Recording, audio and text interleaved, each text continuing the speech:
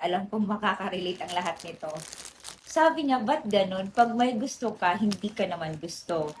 Pag gusto sa'yo, hindi mo naman gusto yung nagkakasayo. Alright, kuya. I feel you.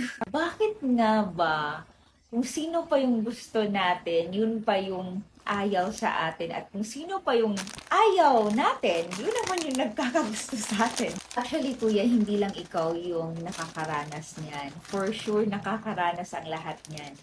Kaya nga, most of my videos, sinasabi ko sa inyo, once may gusto ka sa isang tao, huwag kang magpahalata na patay ka sa kanya. Kasi sa na-notice ko ha, based on my experience, kaya ayaw natin yung taong alam natin na nagkakagusto sa atin kasi nawawalan tayo ng challenge. Alam mo yung hindi nag-trigger yung self mo na parang okay, wala na akong gagawin nito kasi gusto na ako. So parang nagba-back off tayo. Tapos doon naman tayo sa taong hindi tayo gusto na nacha-challenge tayo. So siguro yun yung isa sa mga rason kung bakit natin gusto ang taong hindi naman tayo gusto. At isa din sa mga factor, no, hindi tayo ginugusto ng taong gusto natin kasi nagiging conscious tayo, guys.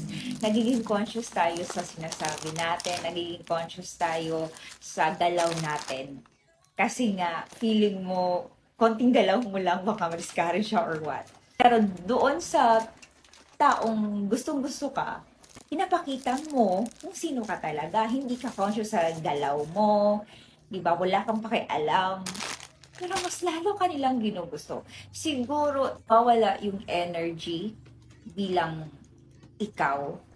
Kasi nga masyado kang conscious sa sarili mo kasi nga alam mong gusto mo yung taong yan. What do you think?